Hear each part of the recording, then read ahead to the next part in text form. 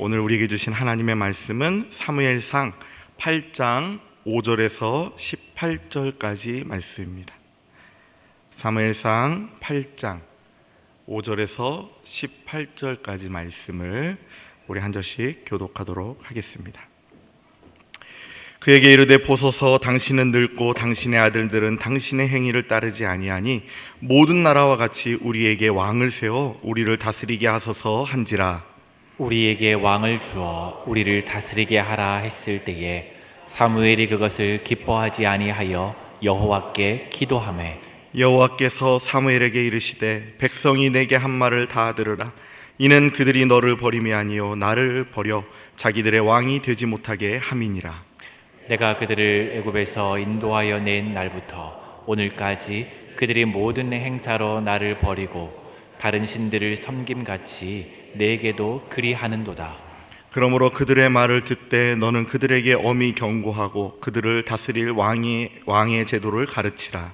사무엘이 왕을 요구하는 백성에게 여호와의 모든 말씀을 말하여 이르되 너희를 다스릴 왕의 제도는 이러하니라. 그가 너희 아들들을 데려다가 그의 병거와 말을 어거하게 하리니 그들이 그 병거 앞에서 달릴 것이며, 그가 또 너희의 아들들을 1000부장과 50부장을 삼을 것이며 자기 밭을 갈게 하고 자기 추수를 하게 할 것이며 자기 무기와 병거의 장비도 만들게 할 것이며, 그가 또 너희의 딸들을 데려다가 향료 만드는 자와 요리하는 자와 떡 굽는 자로 삼을 것이며, 그가 또 너희의 밭과 포도원과 감람원에서 제일 좋은 것을 가져다가 자기의 신하들에게 줄 것이며, 그가 또 너희의 곡식과 포도원 소산의 11조를 거두어 자기의 관리와 신하에게 줄 것이며, 그가 또 너희의 노비와 가장 아름다운 소년과 나귀들을 끌어다가 자기 일을 시킬 것이며, 너희의 양떼의 10분의 1을 거두어 가리니 너희가 그의 종이 될 것이라.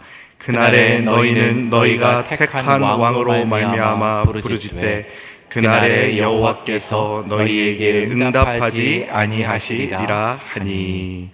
아멘.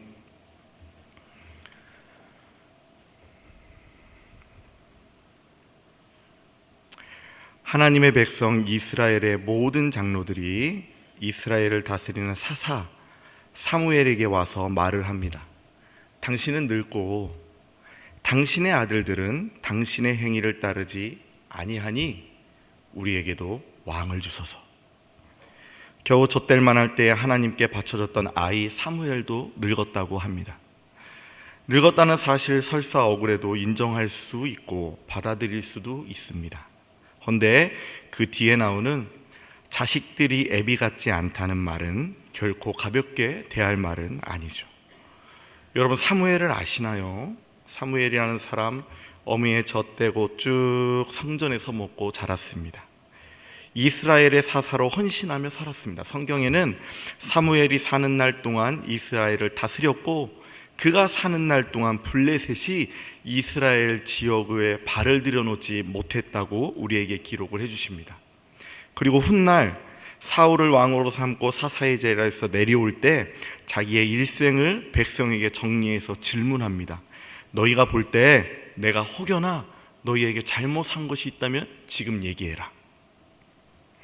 한 인생이 자기의 전 인생을 돌아보며 감히 내뱉기 어려운 이 말에 온 이스라엘 백성이 사무엘의 일생은 거룩했음을 인정할 정도로 사무엘은 일생을 털어서 먼지 하나 나지 않게 산 인물입니다. 그런 아비에게서 어찌 뇌물을 먹고 판결을 굽게 하는 자식들이 나올 수 있는지 성경은 답을 주지 않습니다. 이유야 찾으면 찾을 수 있겠죠. 너무 교회 일만 열심히 한 거 아니야. 가정 돌보지 않고 사사 일만 하면서 돌아다니니까 자식들이 헛돌지 하며 말입니다. 하지만 그래도 여전히 성경은 우리에게 정확한 이유를 설명해 주지 않습니다. 자식 키우는 입장에서 참 남일 같지 않아 보입니다. 그저 자식을 비롯한 모든 것이 나의 행위와 나의 노력에 있는 것이 아니라 하나님에게 있음을 기억하며 겸손하게 살아야겠다는 생각이 들 뿐이죠. 이스라엘의 장로들도 그 원인이 어떻다 감히 말하지 않습니다. 하지만 백성을 대표하는 책임자들로서 대책은 세워야겠죠. 그래서 그들에게서 나온 말이 무엇이냐? 우리에게도 왕을 주소서였다고 성경은 우리에게 말씀해 주시고 있는 것입니다. 백성을 잘 다스려야 하는 사사가 공의롭지 못함은 반드시 시정되어야 합니다. 존경하는 사무엘 앞에 어렵지만 말을 안 할 수가 없어서 힘들여 말했어야만 했습니다. 언뜻 보면 너무나도 당연한 문제와 대책 같아 보입니다. 하지만 이들의 말을 곰곰이 생각하면 앞뒤가 맞지 않습니다. 왜 그렇습니까? 저들은 충분히 다른 것을 요구할 수도 있었습니다. 예컨대 신뢰할 수 없는 사사를 내리고 믿을 만한 사사를 세워달라고 할 수도 있었습니다. 아니면 당신의 자식들 좀 알아듣게 혼을 내주세요, 얘기를 할 수도 있었습니다. 아니면 평소답게 자신들이 존경하고 거룩한 사무엘의 지혜를 구할 수도 있었겠죠. 사사님, 어떻게 했으면 좋을까요? 우리에게 지혜를 주십시오. 하지만 저들은 지금 사사가 다스리는 체제가 아닌 완전히 다른 체제를 원하고 있는 것입니다. 완전히 다른 종류의 나라를 요구하고 있는 것입니다. 그리고 오늘 본문에서 읽지는 않았지만 저들의 본심을 20절에서 드러내기도 합니다. 우리도 다른 나라들 같이 되어 우리의 왕이 우리를 다스리며 우리 앞에 나가서 우리의 싸움을 싸워야 할 것입니다. 그러니까 왕을 주십시오. 공의롭지 않은 사사에 대한 불평에서 나온 저들의 요구는 절대 공의로운 것이 아니었습니다. 어쩌면 저들은 사무엘이 계속 늙지 않고 다스린다 해도, 그의 자식들이 옳고자 판단을 바로 하였다 하여도 그것 말고 이것을 해달라고 얘기했을지도 모르겠다는 생각까지 듭니다. 그들은 지금 힘 있는 왕, 힘 있는 우리가 되기를 원합니다. 열방과 같은 우리의 이스라엘이 되기를 요구합니다. 언제나 상비되어 있는 정예군을 가지고 나라를 대표하는 힘 있는 자가 다스리는 나라를 원하고 있습니다. 자기들도 이제는 일 터지면 괭이 들고 새스랑 들고 모이는 오합지졸의 모습에서 탈피해서 번쩍번쩍 잘 손질된 병기고가 있는 나라, 열방같이 엄선된 1000부장, 50부장들이 평상시 잘 훈련하는 군대를 갖춘 나라, 누가 보아도 손색 없는 위엄을 갖춘 병거들이 호위하는 왕의 체제를 원하고 있는 것입니다. 백성들의 요구는 늙은 사무엘과 철없는 자식들에게서 나오는 것처럼 보이지만 사실 이것은 그것이 아니라 다른 것에 있었음을 우리는 발견하게 됩니다. 그리고 그런 우리 하나님은 그러한 이스라엘 백성의 모습을 사무엘에게 정의 내려 주십니다. 그들은 지금 나를 버리고 있는 거야. 자, 하나님을 버리고 있는 거라고 합니다. 늙은 사사를 버린 것이 아니라 하나님을 버리고 있는 것이라고 이야기를 합니다. 나라의 어떤 제도를 버린 것이 아니라, 나라가 더 좋은 나라가 되기 원하는 것이 아니라 하나님을 놓아버린 것이라고 말씀하십니다. 여러분은 오늘 여기 하나님의 결론에 동의가 되십니까? 이스라엘 백성이 어떤 민족인가요? 이스라엘 백성을 여러 가지로 표현할 수 있습니다. 근데 제가 생각나는 것은 모세가 가나안 입성을 앞둔 이스라엘 백성들에게 붙여준 별명이에요. 이스라엘 백성들을 뭐라고 부르냐면 여스루나, 넌 참 행복한 사람이로다. 여호와의 구원을 너같이 얻은 자가 또 있냐? 그런 여스룬 이스라엘입니다. 어디 그뿐인가요? 사도 바울은 유대인을 표현할 때 항상 이야기합니다. 유대인은 표적을 구하고 하나님의 이적과 기적에 있어서는 우리와 견줄 생각을 하지 말라는 민족이 바로 이스라엘입니다. 즉 이스라엘은 이처럼 하나님의 기적을 체험하고 그리고 또 그렇게 하나님을 자랑하는 민족입니다. 아니라 다를까 오늘 우리가 읽은 본문 바로 앞장은 하나님의 놀라운 역사를 기록해 줍니다. 일찍이 철기 문명이 일어난 블레셋과 무기조차 없는 사사가 다스리는 이스라엘의 싸움이 나옵니다. 싸움할 준비조차 없는 상태임을 잘 드러나도록 모여있는 이스라엘에 블레셋, 잘 갖춰진 군대가 쳐들어왔습니다. 절대로 상대가 될 수 없을 것 같은 이 싸움, 예상을 뒤엎고 이스라엘이 승리가 합니다. 어떻게요? 하나님께서 큰 우레를 발하여 블레셋을 어지럽게 하시어 이스라엘이 승리를 거두게 됩니다. 마른 하늘에 날벼락을 내리시는 하나님이라는 존재가 함께하는 나라, 그 나라가 바로 이스라엘인 것입니다. 근데 저들은 지금 왜 왕을 구하고 있는 것일까요? 하나님과 함께하면 하늘을 움직여서라도 지켜주시건만 저들은 왜 지금 이렇게 완전한 왕을 냅두고 세상의 왕을 구하고 있는 것일까요? 왕이 통치하는 나라가 엄청 좋은 나라니까 그런 걸까요? 또 그런 것만은 아닌 것 같습니다. 하나님이 사무엘을 통해 왕을 중심으로 하는 국가가 어떠한 모습인지 쭉 이야기를 해주십니다. 너희들의 아들들과 너희들의 딸들은 왕에게 봉사하게 될 것이고 제일 좋은 것 왕에게 바쳐야 된다는 것입니다. 이제는 하수인 종과 같은 삶을 살아야 한다고 말씀을 하십니다. 그리고 그 하나님의 말은 과장된 것 같은 이 말은 그대로 사실로 드러나게 됩니다. 아직 왕권이 정립 안 되고 스스로의 열등의식에 사로잡혔던 사울 왕은 그리 심한 편은 아니었지만 훗날 그의 명령 한마디에 하나님의 제사장 20여 명을 죽이는 일이 벌어집니다. 성군이라는 다윗 때에 와서는 그의 권력의 강성함이 드러납니다. 우직하고 충성스러운 부하 장군 부인이 탐이 나서 그를 전쟁터에서 죽게 합니다. 우리아의 충성됨은 모두에게 다 알려졌음에도 왕에 대한 충성이라는 목적으로 편지 한 통에 그 충성스러운 장군을 죽음을 맞이하게 됩니다. 그리고 더욱 탄탄해진 왕권은 그의 아들 솔로몬에 가서 더욱 분명해집니다.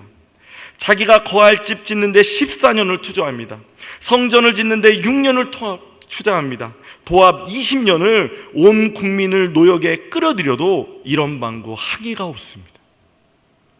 그의 처첩의 수는 1000명에 달한 것은 믿지 않는 자들에게도 알려져 있을 만큼 그의 권력은 끝이 없었습니다. 그리고 그의 아들 르호보암의 말은 더 강하죠. 내 아버지가 너희에게 무거운 멍에를 매게 하였으나 이젠 나는 너희에게 멍에를 더 무겁게 할지라. 내 아버지는 가죽 채찍으로 너희를 다스렸으나 나는 정갈 채찍으로 너희를 다스리겠다. 너희의 아들 딸이 그의 일꾼이 되고 너희의 좋은 것은 그의 것이 되리라는 사무엘의 말을 백성들이 얼마나 이해했을까요? 아니면 설마 하면 믿지 않았을까요? 이스라엘 장로들은 단호합니다. 아니요, 우리도 왕이 있어야 되지 않겠어요? 우리도 열방과 같은 왕이 있어야 되지 않겠습니까? 우리도 그래서 전쟁 나면 이겨야 되지 않겠습니까? 비록 강력한 왕 없어도 강력한 나라를 두렵게 하는 나라가 이스라엘이었습니다. 그리고 그런 강력한 군을 거르는 왕 없어도 천지와 자연의 운행을 마음대로 하는 존재, 하나님의 왕된 나라가 자기들임을 이스라엘은 알고 있습니다. 자기들이 가나안 땅에 들어오기 전 아말렉 사람과의 싸움에 돌고 도는 해를 정지시키며 하나님의 종 모세의 손이 올라가 있던 날 이야기를 들으며 그들은 자랐습니다. 우리에게는 무엇도 없고 무엇도 없어도 하나님은 함께 계심을 그들은 들으며 자랐습니다. 하나님이 함께하는 나라, 바다를 말리고 광야에 길을 내는 하나님이 함께하는 나라임을 이제는 이웃나라 또 압니다. 정예군은 없어도 견고하고 또 견고한 성을 가진 나라도 손대지 않고 무너뜨리는 하나님이 왕인 나라가 이스라엘인 줄을 알고 있습니다. 너무나 잘 알고 있습니다. 정말 잘 알고 있습니다. 그러니까 왕 달라는 요구도 지금 누구한테 하고 있습니까? 하나님께 나와 하고 있는 거죠. 하나님이 있어서 무적이었던 거 알고 있습니다. 찔러서 하나님은 너한테 어떤 존재라고 물으면 하나님은 우리의 주인이야 말도 할 것입니다. 하지만 그들은 지금 하나님의 앞에 나와 무엇을 요구하고 있냐면 하나님 버리는 것을 요구하고 있다고 오늘 성경은 우리에게 가르쳐주고 있는 것입니다. 재미있게 보세요. 하나님 버리는 것을 하나님에게 기도하고 부탁하고 있다는 것입니다. 오늘 이 장면은 이스라엘 백성들에게만 국한된 장면은 아닙니다. 오늘 여기 기도하러 모인 우리의 모습일지도 모릅니다. 오늘 우리는 하나님 앞에 많은 것을 간구할 것입니다. 그런데 우리가 오늘 간구하는 그것들이 지금 하나님을 버리게 해달라는 기도일 수도 있다는 말이 된다는 것을 성경은 우리에게 경고하고 있는 것입니다. 하나님 앞에 앉아 있지만 하나님 아닌 다른 것을 바라보고 있다는 말이 되는 것입니다. 입으로는 하나님을 닮고 살고 있지만 정작 우리가 바라고 소망하는 것은 열방이 소유하고 있는 왕, 우리 하나님이 아니라 열방의 권력을 바라고 있을지도 모른다는 말씀을 드리고 있는 것입니다. 이스라엘 백성들보다 하나님을 잘 아는 민족이 어디 있습니까? 그런데 저들은 그런 하나님 앞에서 왕을 구합니다. 하나님을 버립니다. 왜 그렇습니까? 하나님은 눈에 보이지 않기 때문이죠. 하나님은 우리 손에 잡히지 않기 때문이죠. 하나님은 우리 생각으로 침범할 수 없기 때문입니다. 왜 그렇습니까? 하나님은 하나님이시기 때문이죠. 하나님은 우리 생각에 잡히지 않아요. 우리 눈에 보이지 않아요. 우리가 바라는 대로 움직이지 않아요. 하나님이 원하시는 방향으로 움직이시고, 하나님이 나타나고 싶을 때 나타나시고, 하나님이 운행하고 싶을 때 운행하시기 때문에 그들은 눈에 보이지 않는 하나님 대신 눈에 보이는 왕을 갖고 싶은 것입니다. 아시겠어요? 사람들은 불확실한 하나님보다 좀 더 확실한 왕을 찾고 싶어 합니다. 눈에 보이지 않는 하나님보다 내 눈에 보이는 왕을 원하고 있는 것입니다. 물어보세요. 이스라엘도 하나님이 함께 하시면 만사가 형통하다는 것 압니다. 무적이라는 거 압니다. 그런데 둘러보면 번쩍번쩍 빛나는 갑옷으로 무장한 든든한 군인들이 있고, 큰 군대를 질서정연하게 통솔할 수 있는 1000부장, 50부장이 버티고 있으면 더 든든한 것 같습니다.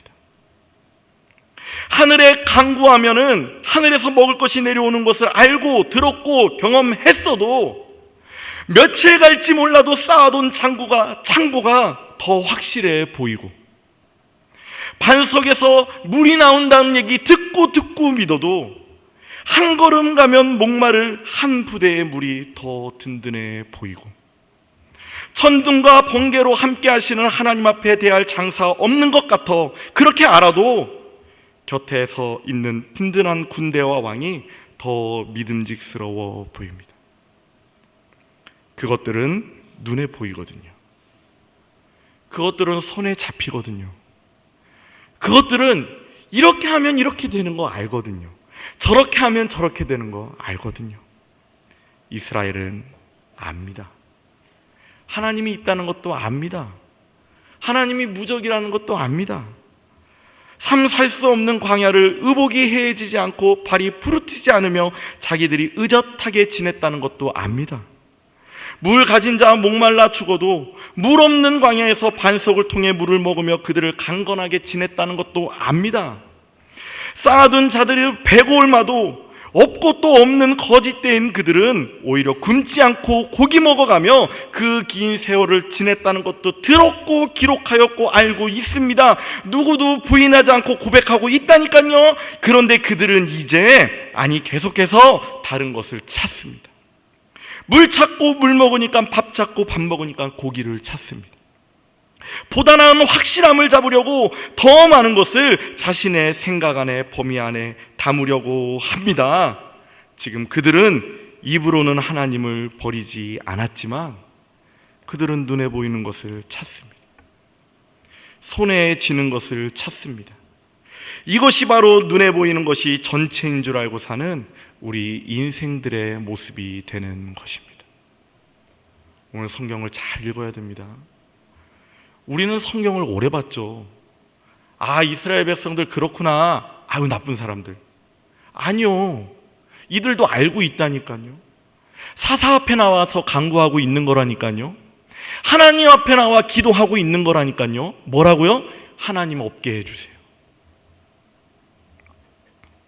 사랑하는 성도 여러분, 여러분이 오늘 우리가 참 의지하는 것은 무엇입니까?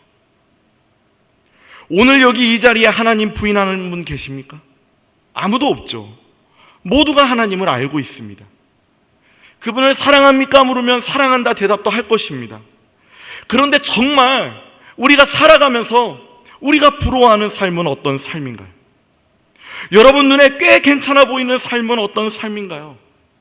노후가 보장되고 자산도 좀 든든하게 있고 자녀들은 승승장구하고 무병장수의 삶을 누리는 삶 아닌가요? 아니면 반대로 추적해 볼까요? 여러분의 마음이 제일 무너질 때가 언제인가요? 바라던 그 시험에 합격하지 못할 때, 통장에 있는 잔고가 내가 원하는 만큼 들어있지 않을 때, 나의 건강이 온전하지 못할 때 여러분들의 마음이 뒤숭숭하고 무너지지 않던가요? 그러면 여러분들은 이런 것들엔 어떻게 반응하시나요? 하나님 앞에 전심으로 기도하지 못할 때,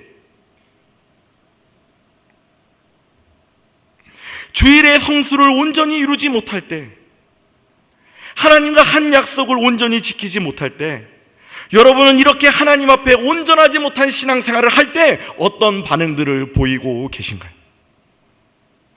눈에 보이지 않는 하나님 앞에 온전하지 못한 내 자신에게는 모든 면책권을 쥐어주며 살면서도 눈에 보이고 살에 부딪히는 것들에서는 낭망하고 절망하고, 또 반대로 그것 때문에 살만하고, 또 그것 때문에 하루가 행복한 것, 혹시 그런 모습이 오늘 우리의 모습은 아니던가요? 성경은 맹렬하게 우리에게 질문하고 있는 것입니다.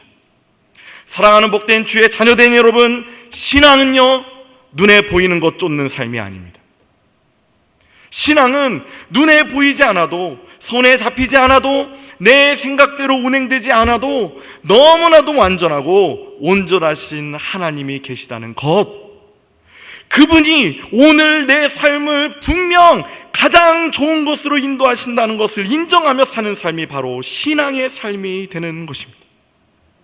그래서 비록 내 눈에 보이는 것이 없어도, 내 손에 잡히는 것이 없어도 그 하나님이 계셔서 마음이 든든하고 무엇이든 할 만하고 어떻게든 버틸 수 있는 것이 바로 신앙인의 삶이라고 성경은, 그리고 우리의 지식은 우리에게 소리치고 있는 것입니다. 눈에 보이지 않는 것을 추구하는 삶, 믿음으로 사시는 여러분이 되시기를 주님의 이름으로 축복합니다.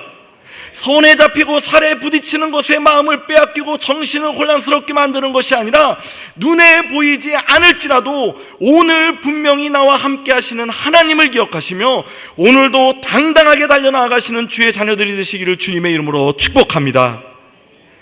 하나님을 삶의 주인으로, 왕으로 모시고 사는 성도 여러분, 믿음의 조상 아브라함은 75살에 너희 고향과 친척과 아버지의 집을 떠나 내가 내게 보여줄 땅으로 가라, 하나님의 명령을 받습니다.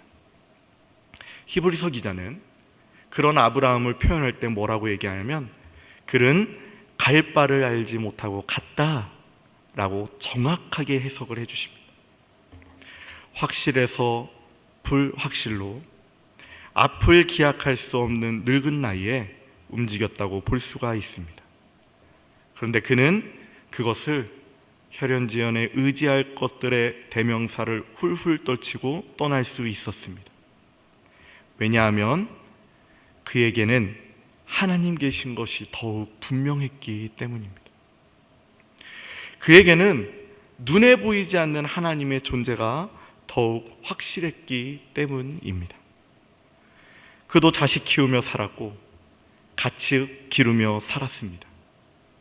그러나 그가 의지한 것은 그가 기르는 가축도 아니고 그가 키우는 금쪽하던 아들도 아니었음을 우리는 너무나도 잘 알고 있습니다. 그는 하나님을 놓치지 않으려고 발버둥 쳤습니다. 때문에 그는 아들도 잃지 않았고 떠나고 또 떠나는 하나님의 약속한 땅을 끝까지 기업으로 물려받을 수 있었습니다. 성도 여러분, 불확실성의 시대는 따로 있지가 않습니다. 인생 자체가 불확실한 존재입니다. 우리 자체가 불완전한 존재입니다.